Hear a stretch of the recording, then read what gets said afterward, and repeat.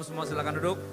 Thank you buat kehormatan kesekian kali dan senang banget untuk pertama kali bisa ketemu Pak Gembala. Setiap kali saya pelayanan di sini, beliau nggak ada. Jadi kalau saya sesuai jadwal di bulan ini, saya harusnya tanggal 2 kemarin saudara khotbah di sini. Kalau saya jadi tanggal 2 kembali nggak ketemu sama beliau. Dan saya minta kemarin istri saya dapat temennya itu salah satu yang bikin film Rangga dan Cinta. Jadi dia bilang, lu datang dong, suami lu kata dia gitu. Ada premier tiket nih. Oh ya udah, aku bilang ntar ya aku tanyain dulu sama gereja ini. Aku bilang siapa tahu bisa di switch dan ternyata bisa gitu. Jadi ketemu. Kalau nggak ketemu lagi. Ya kalau udah berapa kali saya kesini kan nggak lucu juga nggak ketemu dulu. Gian Raguel baru berapa kali kesini langsung ketemu. Jadi thank you buat kehormatan ini. Saya nggak dikasih tema seperti biasa, kalau di sini jarang dikasih tema. Artinya mau membagikan apapun yang Tuhan lagi taruh di hati saya. Saudara, saya lagi sangat terguncang lumayan karena ada satu teman kuliah saya yang seangkatan sama saya. Dia itu sempat kena skorsing karena masa lalunya. Jadi mantannya dia datang ke kampus ceritain masa lalunya seolah itu masih masa kininya. Karena STT kan sangat anti ya sama yang berbau asusila ya. Jadi itu walaupun itu masa lalu jadi ngimbas ke dia gitu. Akhirnya nggak mungkin dikeluarin karena ini masa lalu, sesuatu yang udah di zaman dulu. Dan akhirnya di skorsing setahun. Ya skorsing setahun, saya semangatin dia untuk gak mundur, dia anak pendeta juga kayak saya. Kita lagi kuliah, saya bilang pokoknya stay. Kalau lu emang lu bener, bukan lu yang salah, lu gak perlu malu, gue bilang. Ya Tuhan yang akan bela lu. Dan justru kalau lu mundur, orang kira lu yang salah kan gitu. Ini kan udah sesuatu di masa lalu gak bisa dirubah. Ya dan akhirnya dia tetap, setelah setahun akhirnya dia masuk kuliah lagi, baru mulai berapa bulan, gak nyampe berapa bulan ya. Baru berapa minggu gitu. Ya hampir sebulanan lah kuliah, tiba-tiba dapat berita yang sangat mengagetkan gitu. Ayahnya yang adalah juga pendeta bangkrut. Ya apapun usahanya bangkrut dan dia nggak bisa kuliah lagi karena nggak ada biaya. Dia harus mulai nyari kerja untuk membiayain adiknya yang masih sekolah dan juga mamanya yang jadi sakit karena masalah itu timbul. Dan buat saya orang-orang kayak gini nih harus menanggung penderitaan yang nggak mestinya dia tanggung menurut saya. Karena yang kalau ngutang orang tua kenapa anak yang mesti kepikiran buat bayarin gitu loh. Yang ngutang siapa kenapa yang bayar siapa. Ya mestinya orang tua yang biayain anak sekolah, kenapa mesti dia biayain adiknya sendiri. Kenapa dia mesti berhenti kuliah gitu loh. Ya kita hidup di era dimana ada terkenal nama istilah sandwich generation. Ya, generasi yang gak bisa bangun hidupnya karena hidupnya habis. Hidupnya habis buat tadi bantu utang orang tua, biaya utang orang tua atau sekolahin adiknya dan segala macam. Ada orang-orang tertentu yang saya lihat dalam hidup, kita lihat mereka ini menanggung penderitaan yang gak harus mereka tanggung. Dan hati saya sangat terbeban buat orang-orang yang seperti ini dan karena jumlahnya lumayan banyak. Gak sedikit saya dapati obrolan-obrolan kayak gitu. Mereka tuh rasanya kenapa gue ya? Kenapa mesti gue sih gitu loh? Kenapa gak yang lain aja yang mesti nanggung kayak gini? Gue kan mestinya bisa nabung, gue bangun keluarga gue sendiri, gue mau buat merit dan gue mesti bisa bangun kehidupan gue sendiri. Kenapa gue mesti menanggung penderitaan yang gak mesti saya tanggung. Dan hari ini kita bakal bahas itu, saudara, kita ke 1 Petrus 2 ayat 19 sampai 20. 1 Petrus 2 ayat 19 sampai 20. Boleh dimundurin dikit, ada judulnya sebelum ini. Ini dia. Nah ini salah satu yang harus menderita penderitaan yang gak mesti dia tanggung. Namanya Charlie Kirk. Ya orang ribut dia meninggalnya karena Yesus atau karena emang mulutnya gak bisa dikontrol. Tapi karena Yesus saya percaya. Karena dia orang yang sangat sopan. Buat orang yang open air debat, dia yang salah satu yang paling sopan yang saya tahu. Dan apa ya, orang bukan benci dia tapi benci kebenaran yang dia nyatakan. Saudara, kebenaran akan selalu terdengar sebagai ujaran kebencian bagi yang benci kebenaran. Dan dia dibunuh karena orang benci kebenaran yang keluar dari mulutnya, bukan karena orangnya. Ya dan saya masukin dia kategori orang-orang yang harus menanggung penderitaan yang gak mestinya ditanggung. Ya, beberapa hamba Tuhan yang bermasalah malah masih hidup sampai sekarang, giliran yang baik-baik aja malah dipanggil pulang. Ya jadi kadang saya suka sebel kenapa orang baik matinya cepat gitu. Yang jahat gak mati-mati. Yang adalah kalau kita ngerti anugerah Tuhan, kita ngerti. Ya Tuhan kasih mereka kesempatan untuk bertobat. Teman kadang kesel aja gitu. Ya kok yang aneh-aneh pada hidupnya santai-santai aja gitu, yang bener kok malah berpulang satu-satu gitu. Ya judulnya Favor with God. Favor with God ini satu terms yang kita, kalau kita bayangkan secara duniawi kita akan mengira hidup kita nih karena kita favoritnya Tuhan. Oke, hidup kita bakal enak-enak aja. Tapi kalau Anda baca di Alkitab, orang-orang favoritnya Tuhan, on the contrary, sangat berlawanan. Sebaliknya justru hidupnya nggak enak. Dan itu benar-benar favoritnya Tuhan. Ya, kita akan lihat nanti beberapa contoh. Tapi kita ke 1 Petrus 2 ayat 19 sampai 20 karena pesan Tuhan hari ini saya bangun di atas 2 ayat ini dari Petrus yang waktu itu lagi posisi dia mulai menggembalakan dan mereka nih umat Tuhan, orang-orang yang ikut Yesus nih mulai dianiaya karena iman mereka. Ya, dan orang Kristen di era itu lagi dianiaya dan Petrus mengeluarkan ayat ini untuk jadi sebuah penghiburan. Ya, bahwa kita nih jangan tinggalin Yesus karena emang ini jalurnya yang mau bisa dilewatin. Ya, satu yang kita kenal sebagai Via Dolorosa, jalan penderitaan, jalan salib. Emang iya, kalau kita ikut Yesus pasti lewat sini. Gitu loh. Ya, 1 Petrus 2 ayat 19 sampai 20 sebab adalah apa? Favor bahasa Inggrisnya. Jika seorang, terjemahan aslinya larinya ke favor, bukan grace, tapi favor. Ya, sebab adalah kasih karunia, favor jika seorang karena sadar akan kehendak Allah menanggung penderitaan yang tidak harus ia tanggung. Ingat, karena sadar akan kehendak Allah. Kalau nggak sadar, nggak akan kuat menanggung penderitaan yang nggak harus ditanggung. Kalau lu pikir lu cuma sekedar apa ya bahasa Ibraninya tuh suwe, oke, nggak beruntung aja gitu. Amsyong, ya bahasa Yunaninya, ya kan? Kalau kita nggak menyadari kehendak Allah, kita nggak akan tahan. Karena kita bingung, kenapa gue harus menderita ini? Kan gak harusnya gue tanggung penderitaan ini. Gue hidup lurus kok. Gue baik-baik aja, gue pelayanan sungguh-sungguh, gue setia kok sama Tuhan. Kenapa gue harus ngalamin ini? Tapi apa? Jika seorang karena sadar akan kehendak Allah menanggung penderitaan yang tidak harus ia tanggung disebut apa? Kasih karunia. Sebab dapatkah disebut pujian jika kamu menderita pukulan karena kamu berbuat dosa? Kalau ditampol orang gara-gara lu rese, itu bukan kasih karunia Allah, itu memang normal. Itu namanya cengli. Ya. Aci memang lu rese ya ditonjok kan gitu. Tapi jika kamu berbuat baik dan karena kamu berbuat baik, karena kamu berbuat yang benar, kamu harus menderita. Nah, maka itu adalah apa? Favor with God, Amplified Bible tulis seperti itu. Kasih karunia pada Allah. Nah, ini yang saya ambil kalimat ini. Dan saya coba angkat kasus-kasus real di sekeliling saya. Bahkan di keluarga saya sendiri, almarhum ayah saya adalah seorang yang menurut saya masuk kategori orang yang difavoritin sama Tuhan. Ya. Saudara, ada dua poin besar yang saya mau bahas dari ayat yang tadi. Yang pertama adalah tentang kehendak Allah. Ingat, adalah kasih karunia jika seorang karena sadar akan kehendak Allah. Penting untuk menyadari kehendak Allah. Sehingga ketika kita menanggung penderitaan yang harus kita tanggung, kita tabah. Ya, ada berapa kehendak Allah? Yang pertama kehendak Allah bagi kita. Oke, yang dia lagi kerjakan di dalam kita. Oke, yang pertama namanya pengudusan. Oke. Ini dia, inilah kehendak Allah, literally. Pengudusanmu. Ya, pengudusan sesuatu yang progresif kalau dalam kekristenan. Makin lama makin kudus, makin serupa dengan Yesus bahasa Kristennya. Makin lama makin mirip sama Yesus. Bukan perkara jenggot. Jenggot saya makin mirip tapi rambut saya makin tipis. Saya dulu gondrong saudara. Tapi sekarang udah gak bisa. Ya, udah mulai menolak tumbuh yang di tengah nih. Udah gak kompak, gak tahu kenapa. Mungkin pada turun kemari, saya juga gak ngerti. Apa kalau saya keramasnya handstand mungkin dia balik lagi. Saya juga mungkin tahu. Yang pertama kehendak Allah bagi kita yang adalah pertama pengudusanmu. Jadi kita diizinkan untuk menderita penderitaan yang harus kita alami untuk tujuan pengudusan. Ya, pengudusan. Kedagingan kita dikikis. Ya, kedaging kita dikikis. Ada teman saya yang salah satu hamba Tuhan yang saya anggap sebagai kakak rohani saya. Dia pernah khotbahin satu khotbah yang benar-benar shocking banget buat saya. Dia bilang gini, air mata kita ketika kita harus menanggung penderitaan yang gak harus kita tanggung. Ketika diperlakukan tidak adil. Ya, ketika dijahatin tanpa sebab. Ketika kita menderita sekali lagi. Untuk apalagi for the sake of Christ. Dia bilang air mata kita tuh kayak minyak dari daging yang lagi dibakar. Ya kan daging kalau dibakar tuh kan minyaknya rontok.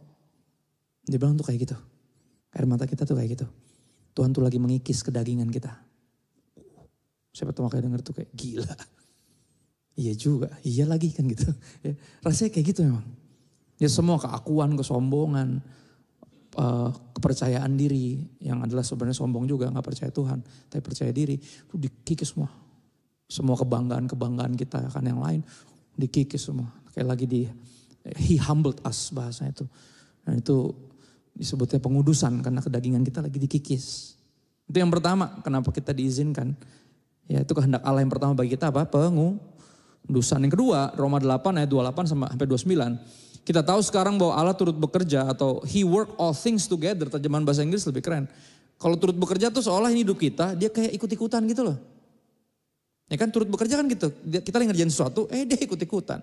Ya bahasa lainnya adalah ikut campur. Kita gak suka dong kalau ada orang ikut campur. Tapi Tuhan bukan ikut campur. Justru Tuhan mengerjakan segala sesuatu. He work all things together for good. Dia pakai semuanya dalam hidup kita. Yang terjadi enak maupun gak enak. Untuk mendatangkan kebaikan. Lebih masuk akal terjemahannya. Daripada turut bekerja tuh kayak apa gitu. Kayak gerecokin aja gitu. Kita tahu sekarang bahwa Allah turut bekerja atau He work all things together for good. Ya. Untuk mendatangkan kebaikan bagi mereka yang mengasihi Dia, bukan bagi semua orang. For God's favor, orang-orang yang difavoritin Tuhan. Yaitu orang-orang yang mengasihi Dia, dan yang ciri-ciri orang mengasihi Dia adalah orang-orang yang gak punya agenda pribadi. Artinya mereka menyadari bahwa mereka terpanggil sesuai rencana Tuhan. Ada kehendak Tuhan yang mesti terlaksana melalui hidup saya. Nah orang-orang yang kayak gini, yang bisa ngelihat apapun yang terjadi termasuk yang gak enak nih bisa mendatangkan kebaikan. Kalau enggak pasti curiga. Ya bahasa Ibraninya tuh suudzon sama Tuhan. Pasti. Maka sampai level itu bisa fitnah Tuhan yang enggak loh. Bisa keluar dari mulut kita, Tuhan jahat, lu tega banget. Bisa begitu. Tapi kalau terpanggil sesuai rencana Tuhan, karena sungguh-sungguh mengasihi Tuhan, ada ketabahan yang berbeda. Ada iman yang menyatakan bahwa ini pasti mendatangkan kebaikan nih. Pasti. Gue belum tahu sekarang tapi pasti nanti tahu. Next. Makanya kita bilang kita tahu sekarang, kemarin belum tahu. Pas itu terjadi kita panik. Kita bingung tapi lama-lama kita ngerti. Oh, tangan Tuhan sedang merenda. Suatu karya yang agung mulia. Saatnya akan tiba nanti kau lihat. Pelangi kasihnya sekarang. Apa yang kau alami kini mungkin tak dapat kau mengerti. Liriknya bilang gitu. Satu hal tanamkan di hati indah. Semua yang Tuhan beri. Itu salah satu lagu favorit saya, menurut saya. One of the most beautiful song about the sovereignty of God. Kedaulatan Tuhan. Lovely. Tapi jalan ini kan gak enak. Kita berusaha ngumpulin puzzle-nya nih. Ini maksudnya apa sih? Kan gitu. Ya. Gini, sebab semua orang yang dipilihnya dari semula, mereka juga ditentukannya dari semula untuk apa? Jadi serupa dengan gambaran anaknya supaya anaknya itu siapa? Yesus menjadi yang sulung di antara banyak saudara. Dia kakak pertama, kita adik-adiknya. Artinya yang disebut mendatangkan kebaikan bukan mendatangkan yang enak-enak doang. Kalau enak-enak doang ketika kita harus menderita penderitaan yang gak harus kita derita. Kita curiga, kita bingung. Bahkan kepahitan bisa jadi sama Tuhan. Ya, tapi kalau kita tahu yang disebut mendatangkan kebaikan adalah yang memproses kita untuk menjadi semakin serupa seperti Yesus. Different. Dan jadi kehendak Allah yang pertama adalah pengudusan kita. Kalau kita makin kudus kita makin mirip sama siapa? Yesus. Jadi yang kedua kehendak Allah yang obvious dari ayat ini adalah apa? Christ likeness. Keserupaan dengan Kristus adalah kehendak Allah. Nah kalau kita sadar akan kehendak Allah, berarti ketika kita harus menderita penderitaan yang mestinya kita tanggung, ini pasti lagi memproses saya buat jadi seperti kayak Yesus. Makin mirip sama Yesus. Connect sama yang tadi yang pengudusanmu. Benar ya? Itu yang kedua kehendak Allah bagi kita adalah jadi serupa dengan Yesus, Christ likeness. Yang pertama tadi sanctification, yang kedua Christ likeness. Dan yang ketiga adalah Ayub 42 ayat 2. Ayub, ada tahu kisah Ayub? Ingat ya kisah Ayub. Ayub menanggung penderitaan yang harus dia tanggung atau enggak? Enggak. Orang yang gak bikin salah apa-apa sama Tuhan. Paling kalau kita mau coba menjadi salah satu bagian dari geng teman-teman yang disebut penghibur sialan itu. Ya kan, kita akan coba cari tahu kenapa nih orang kena azab. Kalaupun saya mau coba cari-cari kesalahan Ayub, kemungkinan besar adalah dia memberhalakan anak-anaknya. Itu doang yang saya tahu. Kenapa dia bikin mesbah buat tiap anaknya. Dia punya anak 10. Orang kaya punya 10 rumah, tiap anak punya 1 rumah. Tiap hari kerjaannya cuma pesta-pesta pindah-pindah rumah. Ya, dia bikin mesbah, dia berdoa. Kalau ada yang minumnya kebanyakan, bercandanya kelewatan. Kalau ada yang bikin dosa, Tuhan ampunin ya. Ini persembahan buat lihat. Kalau ada menurut saya kesalahan Ayub adalah dia memberhalakan anak-anaknya. Paling itu, di luar dari itu nggak ada. Saya nggak temuin itu sama sekali kesalahan. Ya, dan menurut saya dia masuk kategori orang-orang yang menderita sesuatu yang mestinya nggak harus dia tanggung. Dan tujuannya apa? Tujuannya apa? Dia sempat sampai di satu titik bertanya sama Tuhan setelah dia tabah di pasal 2, tapi kan nggak mudah. Ya, Ayub ada 42 pasal, kenapa di pasal 2 udah tabah di sampai 40 kok panjang amat? Karena prosesnya nggak mudah. Kita bisa awal ditinggal meninggal sama suami kita misalnya atau siapa orang yang kita kasihi, bisa tabah tapi belum tentu awal-awalnya tabah, lama-lama nggak gampang. Ya awal-awal kayaknya kuat banget tapi lama-lama nangis mulu gitu loh, nggak gampang. Proses. Ya, dan dia punya teman-teman yang sebenarnya menghibur dengan cara yang udah terbaik. Turut berduka berhari-hari, nemenin aja nggak banyak ngoceh gitu, nggak berusaha menjelaskan segala sesuatu atau pakai toxic positivity seperti ini pasti Tuhan punya rencana. Gue juga tahu apa rencananya kan gitu. Gue juga tahu everything happens for a reason. Itu mah gak ada di Alkitab. Maksudnya gue juga ngerti, gak usah coba yang begitu-begitu. Dan teman-temannya benar, dia menghibur dengan cara benar. Berduka aja udah bareng-bareng gitu loh. Ya udah tapi lama-lama gatel juga gitu. Ya karena mereka kemungkinan besar sarjana teologi sih. Kemungkinan ya teman-temannya ini. Mereka berusaha cari tahu. Kenapa kawannya ini kena azab. Ngerti azab ya? Tuhan marah gara-gara kita ngapain kan gitu. Mereka berusaha yakin Ayub, Yub, lu tuh pasti kena azab bro. Pasti ada dosa, lu gak mungkin. Tuhan tuh adil, gak mungkin Tuhan ngehukum orang yang punya salah. Lu pasti ada sesuatu yang lu sembunyiin, kagak kata Ayub. Lu tanya Tuhan, apa salah gue gak ada. Ini dari tabah jadi lama-lama jadi upset. Dan sampai di level dia bilang ini, Tuhan kalau saya cuma lahir untuk menderita, kehilangan, berduka, sedih, sakit. Buat apa saya lahir? Sampai di titik itu loh. Dan Tuhan bukannya kasih penghiburan, malah ngasih kuis. Baca di Alkitab. Ya gini aja Yub, sekarang gue yang nanya lo yang jawab. Udah kenapa jadi tanya jawab? Dia gini, kalau saya jadi Ayub, saya baca Ayub aja saya benar-benar menyadari bahwa Ayub ini Tuhan tuh apa ya? Dia tuh berhak dapat penjelasan loh dari Tuhan. Untuk apa yang menimpa dia. Untuk sesuatu yang kita lihat, kita baca di belakang layar, tapi kan dia nggak tahu. Kasihan dong jadi dia. Di belakang layar kita tahu dia lagi dibanggain di hadapan anak-anak Allah, termasuk mantan anak Allah, si setan. Ya kan? Di belakang layar diambil, diangkat pagar perlindungannya untuk yakinin setan bahwa orang ini beda. Anak gua ini different. Ini favorit gua. Dari semua yang bisa gua suruh lo dalam tanda kutip, nanyain lo udah lihat dia, ini favoritnya. Di belakang layar ada begitu, dia lagi dibanggain di hadapan anak-anak Allah. Tapi kan kalau dia jadi dia gimana? Kasihan kan? Malah digituin. Ya udah gua nanya sekarang lu yang jawab. Lah, hampir 2 pasal lebih loh itu. Tanya jawabnya berkaitan tentang semuanya tuh. Alam semesta, sains, apapun yang bikin orang ngerasa udah lebih pintar dari Tuhan ditanyain semua sama Tuhan. Karena pertanyaan dia ketika kita mempertanyakan kenapa kita dilahirkan, itu pertanyaan soalnya gini, sorry ya, supaya kata-katanya Tuhan, lu ngerti gak sih jadi Tuhan? Tahu gak sih cara jadi Tuhan yang benar? Kalau gue cuma lahir buat kayak gini, buat apa gue lahir? Lihat, pertanyaan mempertanyakan Tuhan. Saudara bertanya kepada Tuhan gak ada yang salah. Tapi mempertanyakan Tuhan sangat masalah. Kita tahu seorang imam jadi bisu. Gara-gara mempertanyakan Tuhan. Ya padahal dia dikabulin bakal punya anak. Hamba Tuhan terbesar yang pernah lahir dari perempuan. Apa yang kurang? Nikmat mana lagi yang kau dustakan sebagai seorang hamba Tuhan? Lu bakal punya anak jadi hamba Tuhan terbesar yang pernah lahir dari rahim perempuan. Kok lu bisa marah? Karena kecewa.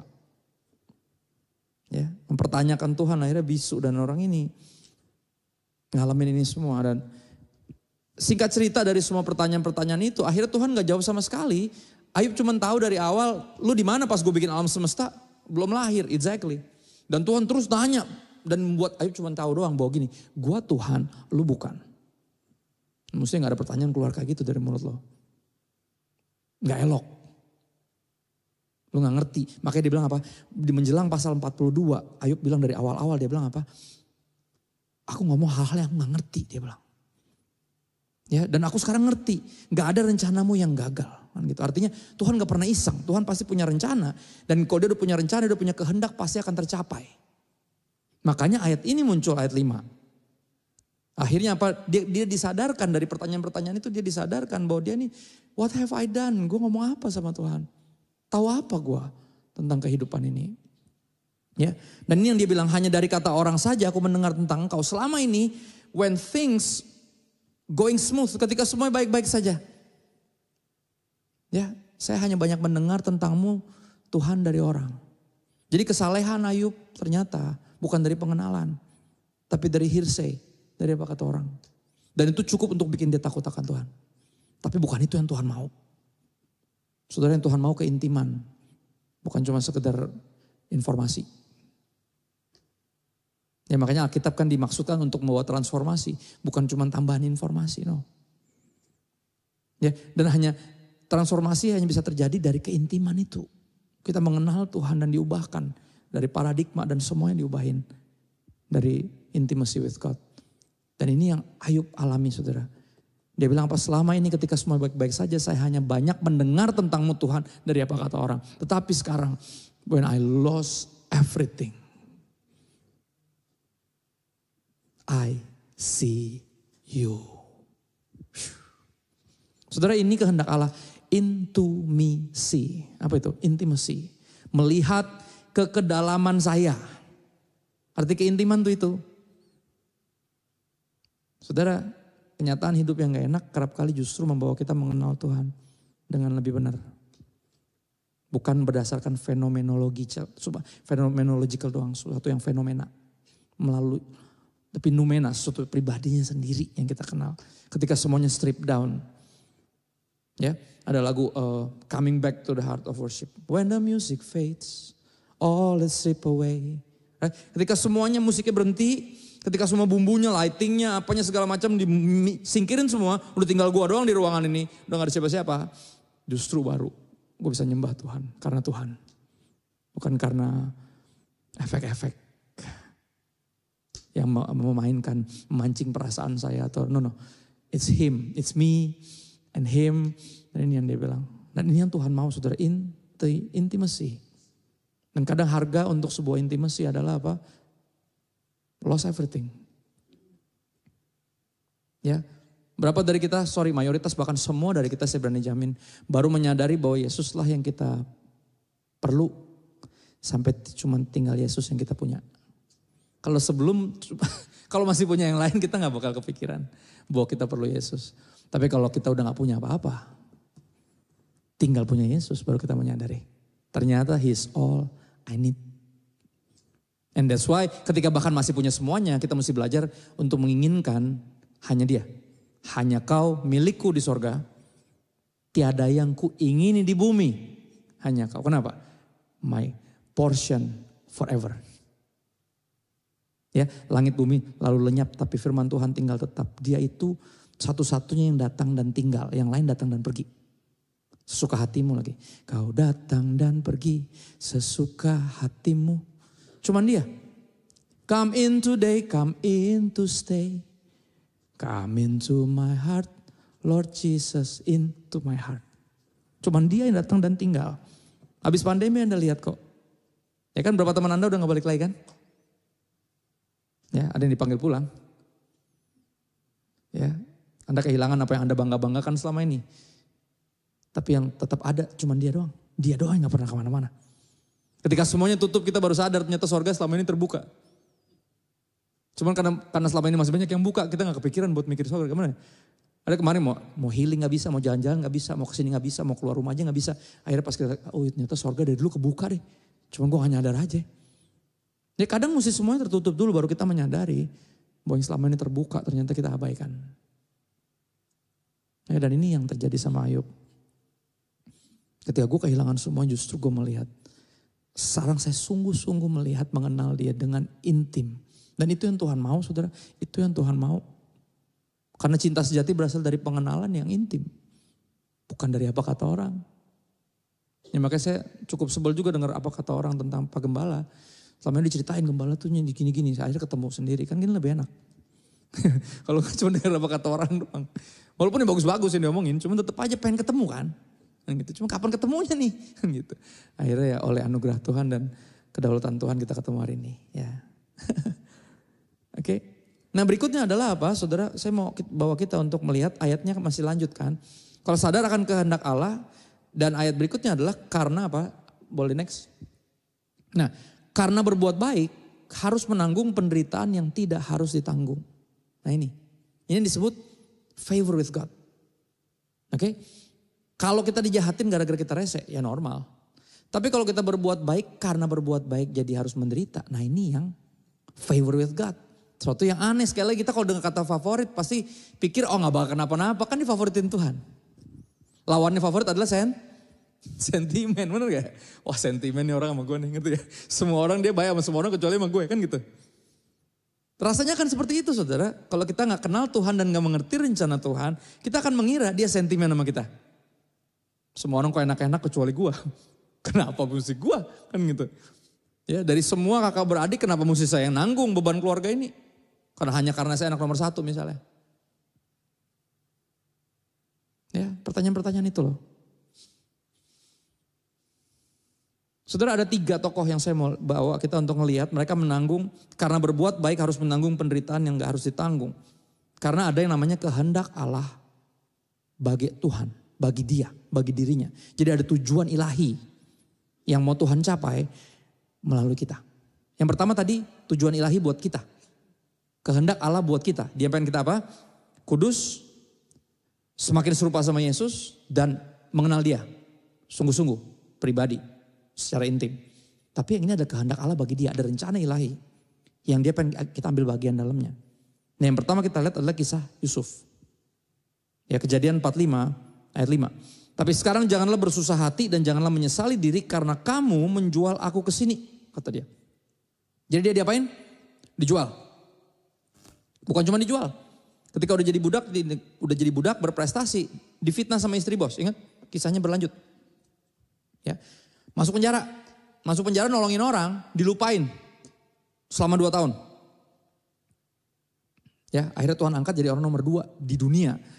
Saat itu Mesir nguasain 3/4 dunia. Firaun nomor 1 dan Yusuf diangkat jadi orang nomor 2-nya dia. Gila gak tuh? Dari kampung jadi orang nomor 2 di dunia.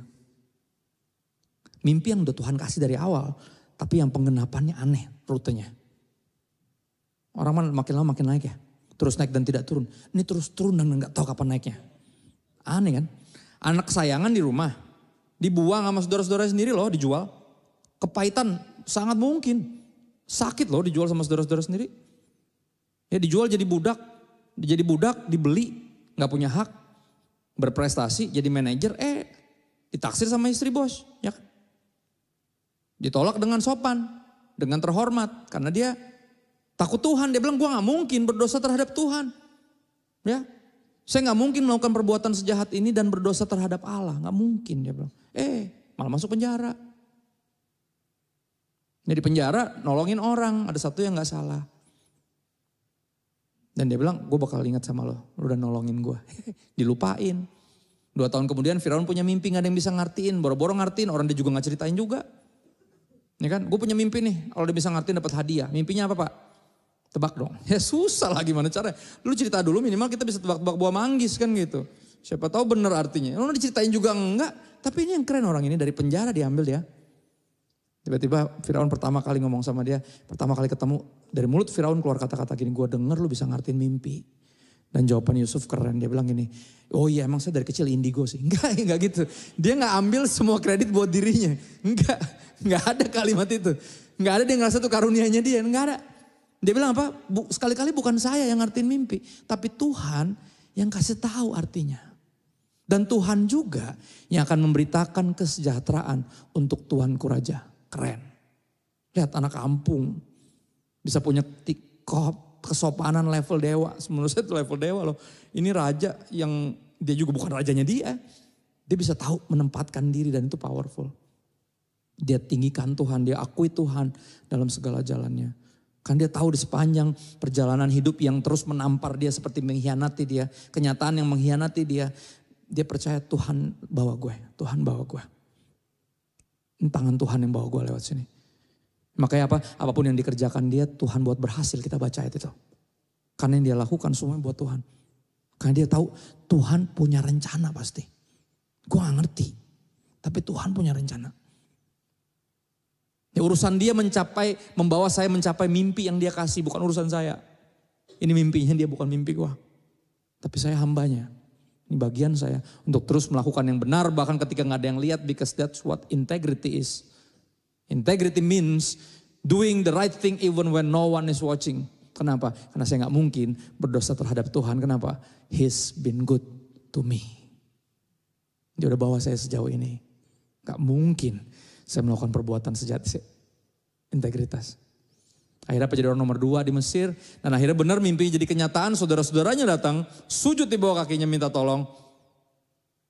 Ya, dan dia ngomong ayat ini. Ketika dia akhirnya usir semua staff-staffnya, coba keluar dulu semua biar saya saja sama orang-orang ini. Kan gitu. Yakin Pak aman? Yakin aman. Akhirnya dia buka semuanya, wignya dilepas, make upnya dihapus, kan Mesir ya, kan pakai wig gitu kan, pastinya botak pakai wig terus pakai make up gitu kan, maskara, bersihin semua, terus dia bilang kayak, gue Yusuf, apa masih hidup nggak? Dia bilang gitu. Saya kebayangin adegan itu sedih banget pasti, dia udah dibuang cukup lama, dia kangen sama papanya, dan ini saudara-saudaranya yang ngebuang dia, pasti mixed feelings. Tapi ini yang menarik, yang dia tanya pertama adalah, ini saya Yusuf, papa masih hidup nggak? I miss him. Gue gak mestinya dipisah dari dia. Tapi ada rencana Tuhan yang harus jadi kenyataan. Dan di detik itu saudara-saudara langsung salah-salahan. Kan gue udah bilang jangan dijual. Bunuh aja, kan gue udah bilang nih kalau kayak gini nih ujungnya nih. Boro-boro dibantuin kan gitu. Marah-marah tuh ribut. Yusuf bilang udah jangan menyesali diri. Karena kamu menjual aku ke sini. Gue ingat persis apa yang kalian lakukan. Tapi gue bukan Tuhan yang berhak membalas dendam karena gak pernah ada maksud balas dendam dari awal. Emang gue gak pengen berkuasa atas kalian. Tapi ini cara Tuhan. Dia bilang apa? Karena gini, sebab untuk memelihara kehidupanlah Allah menyuruh aku mendahului kamu. Ayat 8 kalau Anda lihat, jadi bukan kamu yang bawa aku ke sini tapi Tuhan. Yang menempatkan aku jadi raja atas Firaun. Bayangin dia bilang kayak gitu.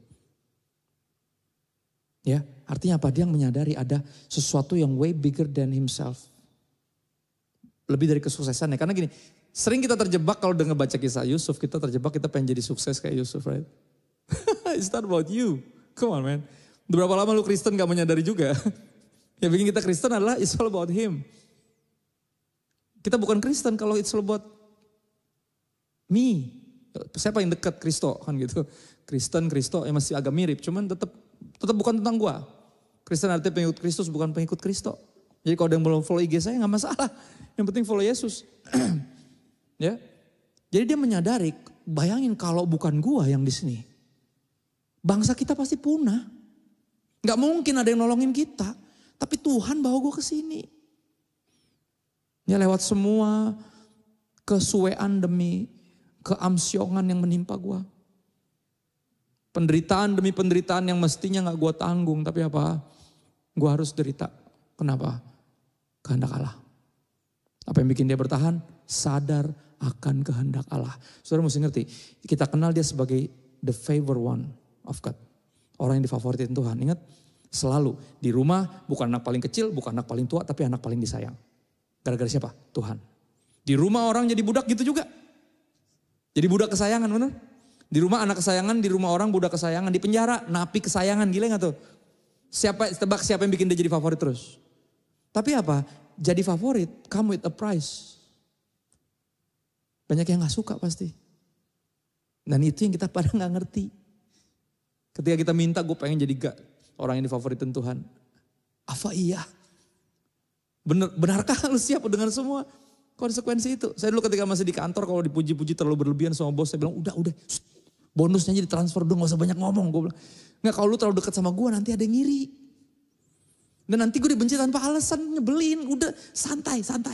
Oke, ini cuma salah satu prestasi, udah biasa aja, gak usah terlalu digembar-gemborin. Takut ada yang bete tanpa sebab. Ya, dan itu real kan? Bener gak? Kalau kita jadi favorit pasti ada yang gak suka kan? Kan gitu. Nah, kita gak mikir ke sononya, kita mikirnya pengen difavoritin, padahal harganya mahal banget. Mahal banget. Tapi apa dia menanggung semua penderitaan yang gak harus dia tanggung kan dia menyadari ada kehendak Allah. Ya, ada rencana Tuhan mempertahankan bangsa kita. Kenapa? Karena dari dialah nanti akan lahir siapa? Yesus. Bayangin kalau Yahudi udah punah duluan. Gimana mau Yesus bisa lahir? Berikutnya, tokoh kedua. Nah ini tebak buah manggis, ini siapa nih? Kata malaikat itu kepadanya, jangan takut. Ada namanya di situ. Hai Maria, sebab engkau beroleh apa? Favor. Ya. Sesungguhnya engkau akan mengandung dan akan melahirkan seorang anak laki-laki dan hendaklah engkau menamai dia Yesus. Ini favor atau bukan? Bukan, favor apaan? Lu lagi tunangan. Coba pikir dulu. Lagi tunangan nih. Belum married dong. Tunangan. Tiba-tiba dia bilang apa, lu bakal hamil. Favor, kagak. Bad news ini. Orang belum married tuh mau hamil gimana? Tunangan. Ingat ketika tunangannya tahu bahwa dia hamil. Ingat gak? Ayatnya bilang apa? Dia mau menceraikannya secara diam-diam. Favor, kagak. Favor buat siapa tapi? Buat kita. Buat dia mah enggak. Ya, telah lahir bagimu apa? Ada kesukaan besar bagi seluruh dunia. Joy to the world. Joy to the world, but bad news for her. Ayo, jujur aja. Dia harus menanggung penderitaan yang gak harus dia tanggung. Saudara, dia harus diungsikan sepanjang lagi bunting di luar nikah itu. Di tempat tantenya. Kenapa? Karena hukuman dari pezina adalah dirajam batu sampai mati. Yohanes 8. Dan kalau masih di bawah asuhan orang tua, hamil di luar nikah, dia harus disambitin batu di depan rumahnya. Dan batu pertama yang harus nyambit adalah papanya sendiri. Anda mesti ngerti. Resikonya bukan hanya dia gak jadi married, tapi bisa jadi dibunuh sama siapapun. Favor dari Hong Kong. Ngerti? Buat dia ini bad news, buat kita good news. Good news buat semua orang. Dari Yesus lahir gara-gara ketaatan orang ini. Yang siap menanggung penderitaan yang mestinya gak dia tanggung. Dan jawaban dia apa? Interesting. Jawaban yang mestinya dimiliki sama Zakaria yang tadi, yang saya bilang. Yang udah puluhan tahun berdoa biar bisa punya anak. Ya, keturunan imam, keturunan nabi, suami istri ini mereka married. Anak pendeta tuh berarti. Ya, pasangan ilahi tuh, harusnya menghasilkan keturunan ilahi tapi nggak punya anak tuh. Zaman itu kalau mandul saudara, itu gosip pelayanan gospel tuh pasti beredar. Ya. Dan dia nggak pernah dapat, kalau benar ayat Alkitab mencatat bahwa dia di saat itu dapat undian untuk masuk ruang Maha Kudus, kemungkinan besar di sepanjang pelayanannya dia nggak pernah dapat. Gospel makin kenceng dong, gosip pelayanan makin beredar. Wah ini pasti gak bener nih. Dua orang ini saleh nih kayaknya pencitraan nih. Mandul buktinya. Mana buktinya gak pernah masuk ruang Maha Kudus? Akhirnya apa? Tiba waktunya dia dapat menang undi masuk ruang Maha Kudus. Gabriel sampai turun dari sorga. Gabriel tuh pembawa kabar baik. Sampai turun dari sorga. Buat bawa berita terbaik yang dia udah gak sabar dari dulu mau kasih. Sampai kayak Tuhan kasihan banget nih dua orang ini. Udahlah kasihlah Tuhan kasihan lah. Enggak wait. Wait sampai kapan itu udah mulai ubanan itu si Oma kan gitu ya. Gabriel juga udah excited kan. Wow udah lama banget ketika ketemu disamperin di ruang Maha Kudus lagi kan. Ketemu malaikat kapan lagi, gak semua orang lo ketemu malaikat di situ. Makanya diikat kakinya. Kenapa? Karena bisa jadi mati. Lihat kemuliaan itu gak semuanya bisa contain. Ya tapi dia ngeliat malaikat dan malaikat bawa berita terbaik. Lu bakal punya anak dan anak ini akan jadi hamba Tuhan terhebat. Yang pernah lahir dari rahim perempuan. Jawabannya malah rese. Mana gue tahu itu bisa terjadi ya rese. Kenapa dia keluar dari mulutnya kayak gitu? Kan mestinya keluar dari mulutnya apa? Kata-kata Maria. Sesungguhnya aku ini hamba Tuhan. Jadilah padaku seperti yang kau firmankan. You know?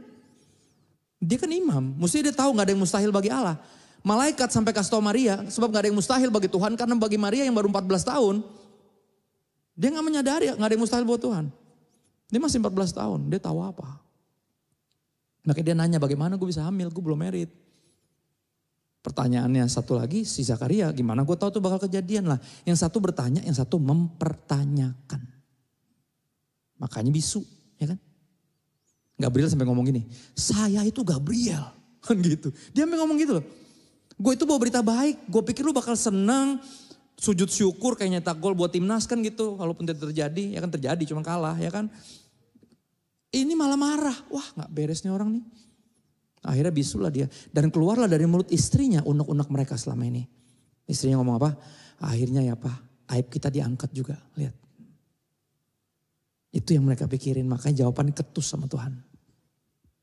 Saudara, ketika kita harus menanggung penderitaan yang gak harus kita tanggung, yang jujur yang kita pikirin banyakkan diri kita sendiri. Apa pandangan orang terhadap kita. Dan itu yang bikin kita ketus sama Tuhan. Boro-boro mikirin kehendak Allah, gak nyampe. Malah suudzon sama Tuhan. Bilang Tuhan gak adil, sentimen, tega banget loh. Tuhan jahat, kalimat-kalimat itu. Tapi Maria ini yang menarik saudara Maria. Dia jawab apa? Sesungguhnya aku ini hamba Tuhan, bisa gak kita hidup sampai benar-benar mikirin kehendak Allah. Sampai bilang oke, anything for the kingdom. Oke? Gak jadi merit ya udah. Ya, anything for the kingdom. Sesungguhnya aku ini hamba Tuhan, jadilah padaku seperti yang kau firmankan. Dan the ultimate dari the ultimate, yang harus menanggung penderitaan yang harus ditanggung adalah siapa tebak? Yesus. Yesus. Boleh next.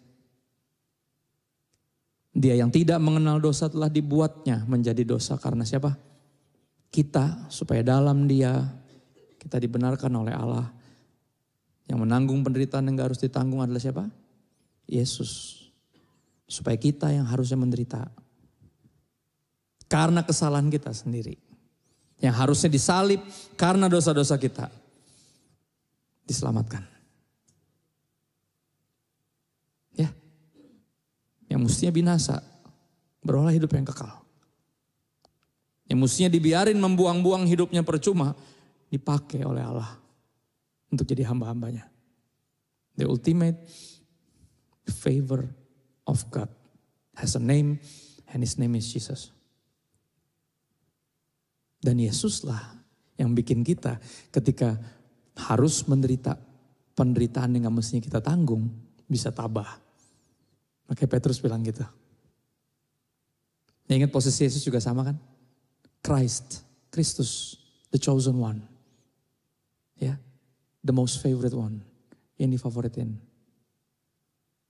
Ya, dan saya coba ngejawab pergumulan kita. Saya kan, ini abis Yesus tentunya udah puncak, nggak ada tokoh-tokoh lain, tapi tadi ada gambar di depan, ada Charlie Kirk yang harus mati karena memberitakan kebenaran. Ya ada namanya Monique Rikers. Monique Rikers, orang yang terpanggil benar-benar untuk memberitakan kebenaran tentang Israel. Dibenci seluruh dunia, seluruh bangsa, tapi dia ambil panggilan itu. Dia berkali-kali bilang ini calling, special calling from God to me. Dan aku ngejawab panggilan ini. Puji Tuhan suami istri kompak. Itu orang-orang paling gila yang pernah saya tahu. Berani banget. Against the current. Tapi sekarang kita lihat udah mulai kelihatan aslinya tuh. Yang dibela-belain sama seluruh dunia kan. Lihat gak? Udah ditarik semuanya, IDF semua udah tarik. Tetap aja emang rusuh. Emang dasarnya Hamas kan problemnya. Bukan Israel kan. Lihat, tapi apa harganya mahal gak? Tapi panggilan spesifik. Kalau kita ngobrol sama dia kita bilang kenapa sih bu? Nekat banget dah. Lu kan udah wartawan 10 tahun ngapain maksudnya? Nyari musuh, ngapain musuhin seluruh dunia belain bangsa yang bukan bangsa lu sendiri. Specific calling from God. Dan saya akan tutup dengan pahlawan saya tentunya almarhum ayah saya. Ya, dia itu berasal dari keluarga hamba Tuhan sederhana. Papanya kepala sekolah dan hamba Tuhan yang sederhana. Mereka tuh sampai kalau makan bukan beli ayam, beli tulang ayam. Direbus, kaldunya dipakai buat makan. Segitu miskinnya. Oke, dia anak nomor 1. Papanya pendeta, pengen anaknya jadi pendeta. Dia sebenarnya pengen jadi dokter. Karena dia tahu kalau dia jadi dokter, pengobatan itu mahal. Ya, dia pengen kalau dia jadi dokter dia bisa keluarin resep sendiri. Kalau bisa racik obat sendiri, nanti bisa ngobatin siapapun yang sakit. Itu cita-cita mulia. Karena gak punya duit, jadi harus berprestasi. Dia juara SMA 1 Semarang. Oke, tapi dia harus mengubur impiannya. Kenapa? Karena dia gak bisa lanjut kuliah karena harus sekolahin adenya. Jadi adenya yang harus dimasukin, bukan dia. Oke, dengan cara yang entah gimana. Dan dia juga sama, dia harus sekolah Alkitab karena bakal jadi pendeta. Impiannya dikubur sama bapaknya sendiri. Dia gak mau jadi pendeta. Tapi harus jadi pendeta, zaman dulu kan kayak gitu. Ya, pengen jadi dokter, gak jadi dokter. Pengen kuliah lanjut, akhirnya gak jadi adeknya yang kuliah. Dia biar adeknya kuliah. Jadi gak jadi pendeta, jadinya malah jadi, gak jadi dokter, akhirnya jadi pendeta, ikutin impian bapaknya. Nah, di sepanjang kehidupan pelayanan dikudeta 3 kali, ketika jadi gembala. Ya, sampai akhir hidupnya terus diproses dan saya selalu bingung kenapa dia harus menanggung penderitaan yang gak harus dia tanggung. Tapi ini yang saya tahu, dia sangat dikasihi sama saudara-saudaranya. Kenapa? Karena dia yang harus nanggung itu semua. Sehingga yang lainnya bisa hidup lebih enak dari dia. Ya, dan dia salah satu orang yang banyak banget selalu kalau saya pelayanan di mana-mana pasti orang datang ke saya, peluk saya. Thank you ya, buat papa kamu. Mereka selalu bilang kayak gitu. Dia orang yang jadi berkat buat banyak orang. Gak terkenal, biasa aja. Gak banyak yang tahu. Tapi saya percaya namanya tercatat di sorga. Orang-orang yang menderita penderitaan yang gak harus dia tanggung sebenarnya. Tapi kenapa bisa tabah? Karena sadar akan kehendak Allah. Ada yang Tuhan lagi kerjain melalui hidup Anda. Dan gini, list goes on. Kita bisa masukin bahkan nama kita sendiri. Kayak teman saya tadi. Yang harus berhenti kuliah karena papanya bangkrut.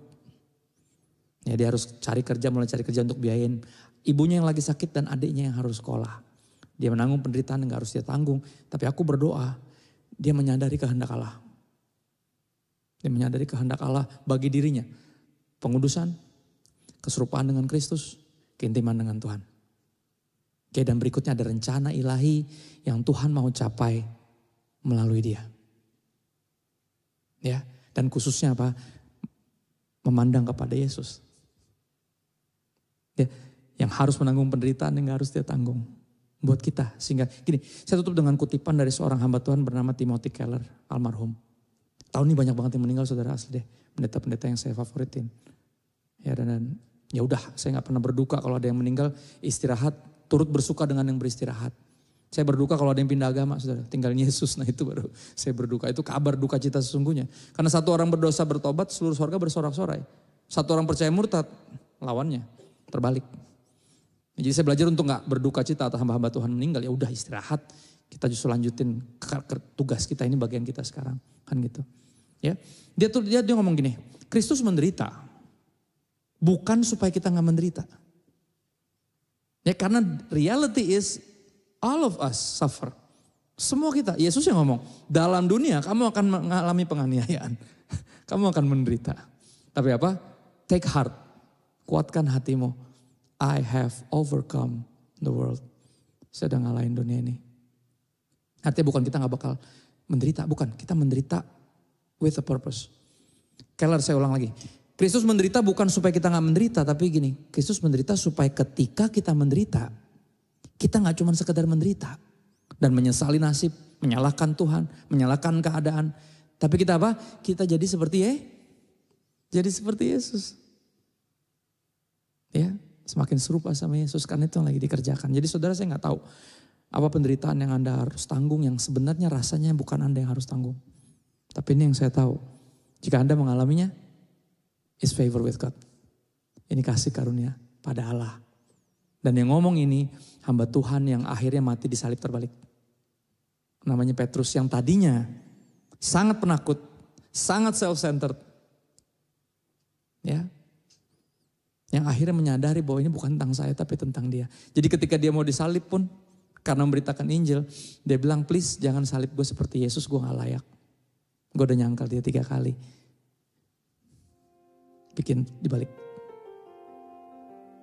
Ya.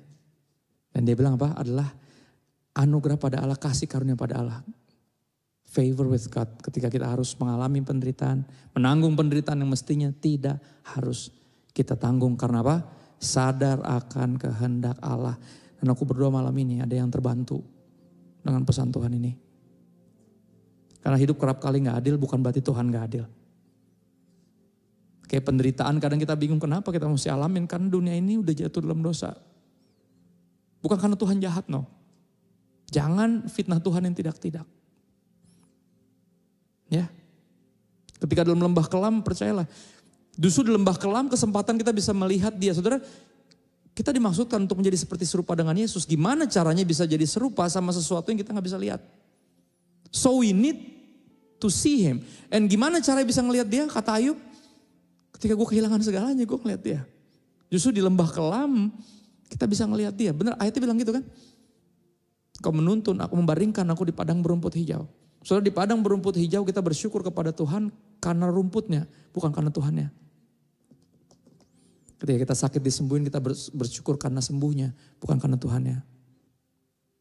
Ya, dia menuntun aku ke air yang tenang, di situ kita bersyukur bukan karena Tuhannya, tapi karena air yang tenangnya. Karena semuanya lagi baik-baik saja.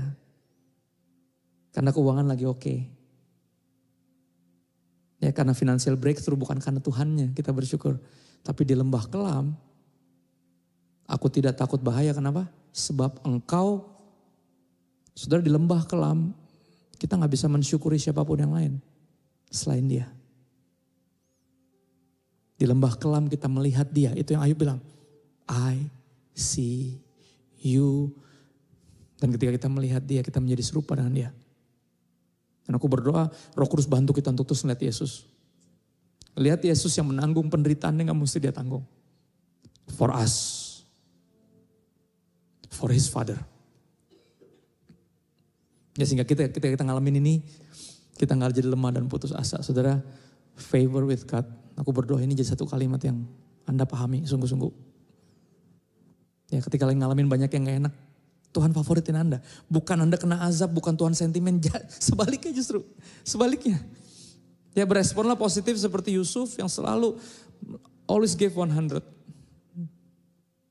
Ya, selalu memilih yang benar over mana yang enak. Apa yang rasanya baik, apa yang adil, gak dia pilih yang benar. Mau diperlakukan gak adil kek, mau difitnah kek, mau dilupain kek. Saya akan lakukan yang benar buat Tuhan. Ya, dan gak heran dia difavoritin. Seperti Ayub gak heran, dan seperti Maria juga sama. Ya, dan Anda juga bisa masuk di list ini kalau kita menyadari kehendak Allah. Ya, karena sadar akan kehendak Allah, menanggung penderitaan yang harus ditanggung. Favor with God. Saudara, kalimat ini biar jadi penghiburan buat kita ketika kita ngalamin yang seperti ini. Ya, aku berdoa gak ada kecurigaan lagi kepada Tuhan. Aku berdoa gak ada satupun dari kita yang tinggalin Tuhan karena hidup terlalu berat. Karena penderitaan ini mestinya gak gue tanggung. Gak ada lagi yang kayak gitu. Kita menyadari kehendak Allah. Ya, yuk kita berdoa sebentar yuk. Tuhan, hamba gak tahu pergumulan masing-masing anak-anak mau apa. Tapi jika ini kami bersyukur Engkau menghibur kami. Dengan kebenaran firman Tuhan yang memerdekakan kami. Yakinkan kami bahwa Engkau sedang mengerjakan sesuatu di dalam kami. Dan menguduskan kami, menjadikan kami serupa dengan Kristus. Dan mengenal Engkau sebenar-benarnya. Dan lebih jauh lagi, Engkau mau mencapai tujuan-Mu melalui hidup kami. Pakai kami. Kami serahkan hidup kami seutuhnya kepada Tuhan. Karena tahu hidup kami bukan milik kami lagi. Tapi udah ditebus dengan harga yang mahal. Dan biar penebusan darah Kristus membuat hidup kami berguna sepenuhnya buat kerajaan sorga. Roh Kudus bantu kami, hibur kami, kuatkan kami di tengah penderitaan yang gak mestinya kami tanggung. Tapi bantu kami untuk terus menatap, melihat kepada Yesus.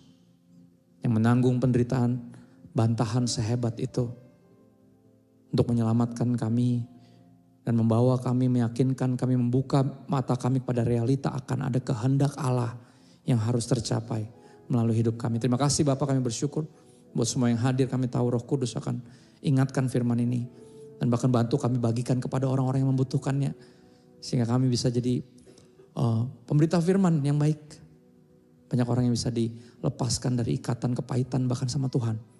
Kekecewaan, kesalahan ngertian akan kenyataan hidup, tapi terbuka mata kepada kebaikan Tuhan. Dan God is good all the time and all the time God is good. Terima kasih Bapak, kami minta bantuan Roh Kudus kepadamu hanya dalam nama Yesus. Haleluya. Amin. God bless. Thank you.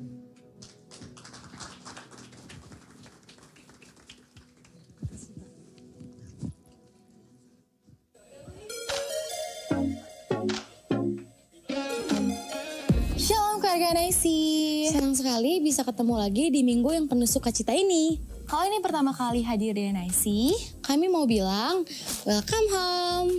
Jangan lupa Sunday service kita setiap minggu jam 9.30 dan 11.30 pagi. Dan di tengah minggu pun kita ada ibadah loh. Ibadah tengah minggu di setiap hari Kamis jam 7 malam.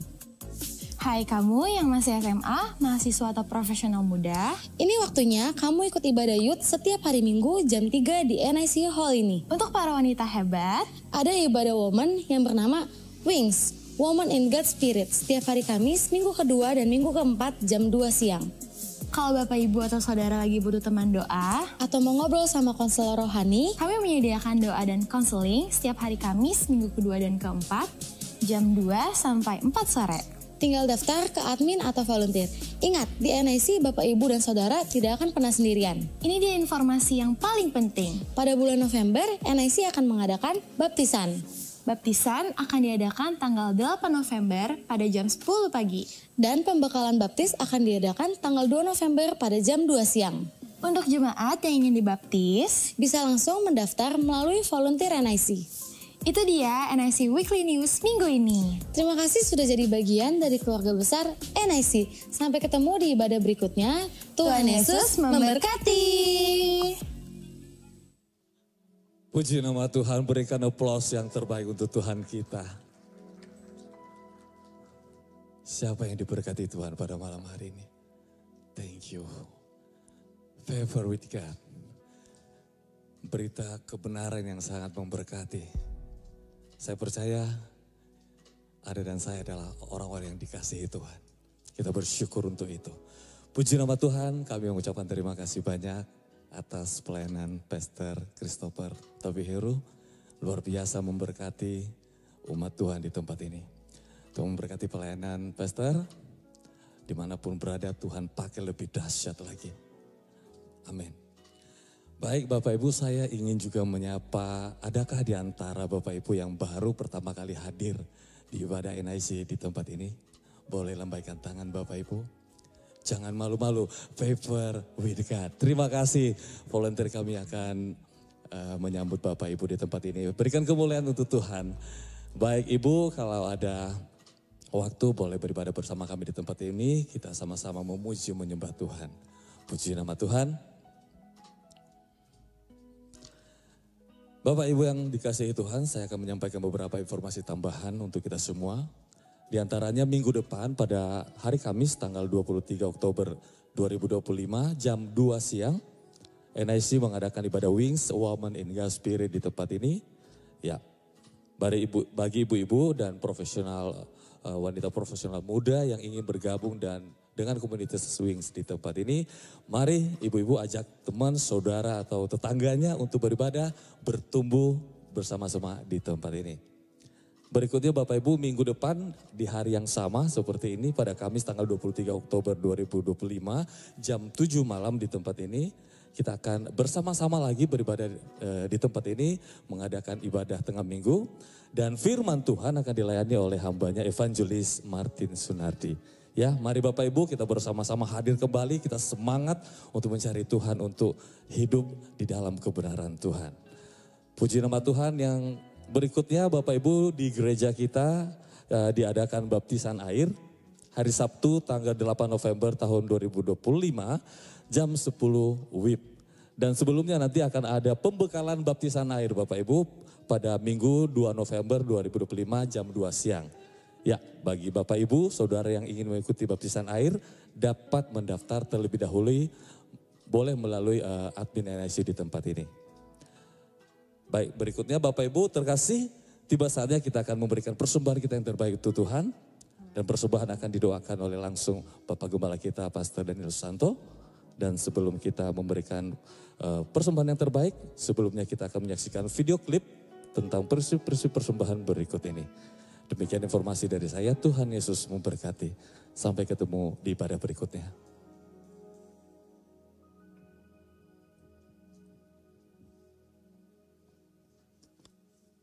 Shalom jemaat NIC yang saya kasihi. Seperti kita ketahui di dalam ibadah raya NIC, kami tidak mengedarkan kantong persembahan.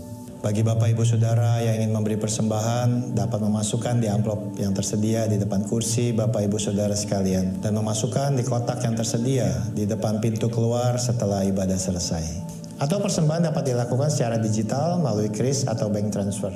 Sebelum saya berdoa untuk persembahan Bapak Ibu Saudara, saya akan membacakan prinsip persembahan di gereja kita NIC. Kita semua sebagai anak-anak Tuhan diajar untuk menjadi berkat.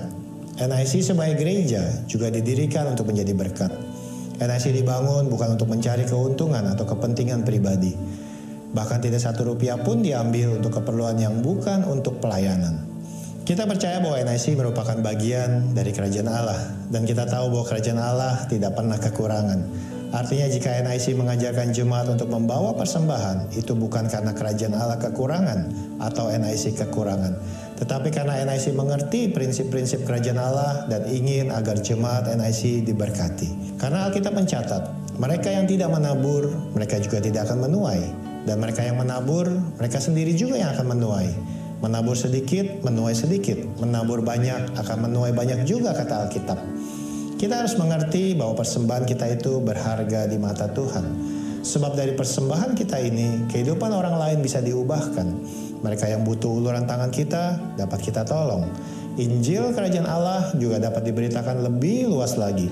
Rumah Tuhan dapat dikelola dengan lebih baik lagi. Dan dari semuanya itu, semakin banyak orang bisa dimuridkan dan diselamatkan.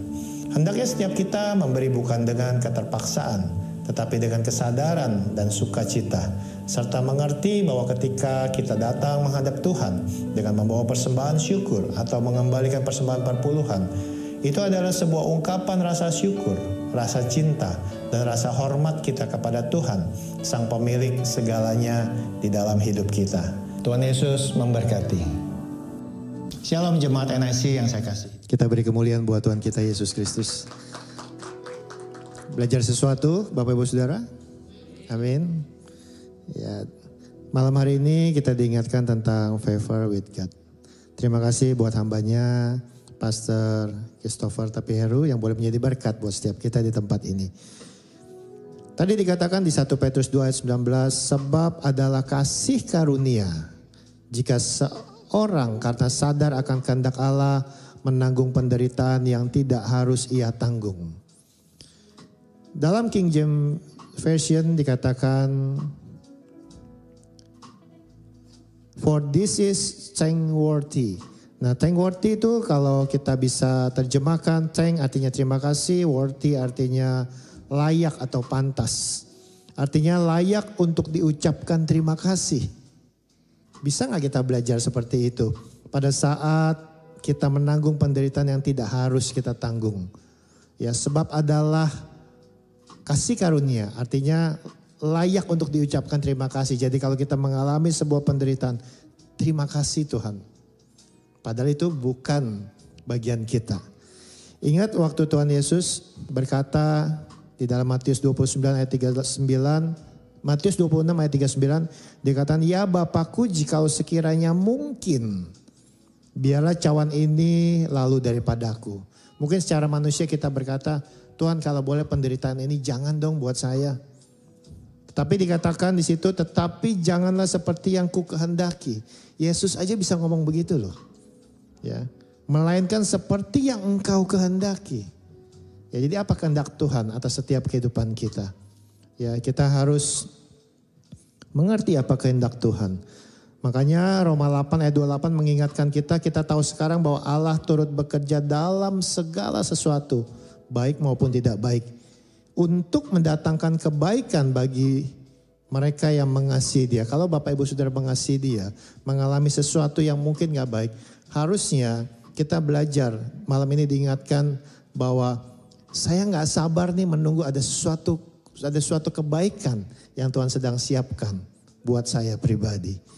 Ya, kita tahu sekarang bahwa Allah turut bekerja dalam segala sesuatu untuk mendatangkan kebaikan bagi mereka yang mengasihi Dia, yaitu bagi mereka yang terpanggil sesuai dengan rencana Allah. Artinya sesuai dengan kehendak Allah. Ada amin Bapak Ibu Saudara? Ya, mau ya kita belajar ya jemaat NIC di tempat ini ya. Kita percaya bahwa segala sesuatu itu terjadi atas kehendak Tuhan. Tuhan turut bekerja dalam segala sesuatu. Lakukan bagian kita. Bahkan satu ayat lagi saya tambahkan di Yakobus 1 ayat 2-4 dikatakan, saudara-saudaraku anggaplah sebagai suatu kebahagiaan apabila kamu jatuh ke dalam berbagai-bagai pencobaan, sebab kamu tahu bahwa ujian terhadap imanmu itu menghasilkan ketekunan. Dan biarlah ketekunan itu memperoleh buah yang matang. Supaya kamu menjadi sempurna dan utuh dan tak kekurangan suatu apapun. Itu kehendak Tuhan buat setiap kita. Amin. Mari saya undang setiap kita bangkit berdiri. Kita mau tutup dalam doa. Bapa di surga, kami mengucap syukur malam hari ini kami boleh diingatkan kembali. Kami boleh belajar banyak akan pesan-pesan-Mu bagi setiap kami di tempat ini. Kami percaya Tuhan, malam hari ini setiap kami yang berjumpa secara pribadi dengan Tuhan, kami tidak akan sama lagi. Pada saat kami pulang ke rumah kami, hidup kami diubahkan. Di dalam keberadaan kami hari demi hari, kami percaya tuntunan Tuhan selalu menjagai, memelihara, bahkan menuntun setiap langkah kami. Dan kami boleh melihat kebaikan Tuhan, masa depan yang baik yang Tuhan sudah sediakan bagi setiap kami. Itulah yang akan terjadi di dalam kehidupan kami. Hamba berdoa buat hamba-Mu, Pastor Christopher Tapiheru yang boleh Engkau utus ke tempat ini. Malam hari ini boleh mengajarkan kami, mengingatkan kami akan pesan-pesan Tuhan yang begitu indah. Sehingga hidup kami boleh diubahkan. Tuhan, biarlah Engkau berkati hamba-Mu ini, berikan terus pelayanan yang luar biasa, berikan hikmat. Terus Engkau bukakan rahasia-rahasia firman Tuhan, sehingga sungguh dimanapun hamba-Mu ini berada, nama Tuhan dipuji, dipermuliakan. Akan banyak pesan-pesan Tuhan yang mengubahkan banyak orang, sehingga sungguh melalui kehidupannya, banyak orang juga boleh diubahkan, bahkan jiwa-jiwa yang baru yang belum mengenal Tuhan boleh menjadi mengenal Tuhan. Berkati keluarganya, berkati anak-anaknya, berkati juga penggembalaannya. Dimanapun hamba-Mu ini bahkan keluarganya berada, nama Tuhan dipuji, dipermuliakan. Terima kasih Bapa di surga, berdoa juga untuk setiap umat-Mu di tempat ini yang malam hari ini membawa persembahan. Biarlah Engkau berkati setiap tangan-tangan yang memberi, biarlah Engkau juga balaskan berlipat kali ganda. Dan pada saat sebentar juga setiap kami akan pulang ke rumah kami masing-masing, biarlah pasukan malaikat-Mu mengawal perjalanan kami, tiba di rumah kami masing-masing dengan segala baik. Dan Kau pertemukan kami kembali dalam ibadah-ibadah yang akan datang yang penuh dengan damai sejahtera, penuh sukacita dari Tuhan. Bapak Ibu Saudara yang terkasih, ibadah kita telah selesai. Mari arahkan hati kita, angkat kedua tangan kita untuk menerima berkat dari Tuhan. Tuhan memberkati engkau dan melindungi engkau. Tuhan menyinari engkau dengan wajah-Nya dan memberi engkau kasih karunia. Tuhan menghadapkan wajah-Nya kepadamu dan memberi engkau damai sejahtera. Pulanglah dan terimalah berkat yang berlimpah-limpah dari Allah yang adalah Bapa kita. Cinta kasih dari putranya yang tunggal, Tuhan kita Yesus Kristus, dan persekutuan yang erat dan manis dalam Roh Kudus menyertai kita semua pada saat malam hari ini hingga Maranatha. Tuhan Yesus datang yang kedua kali menjemput kita di awan-awan yang permai. Setiap kita yang sudah menerima berkat Tuhan, bersama kita katakan amin. Tuhan Yesus memberkati.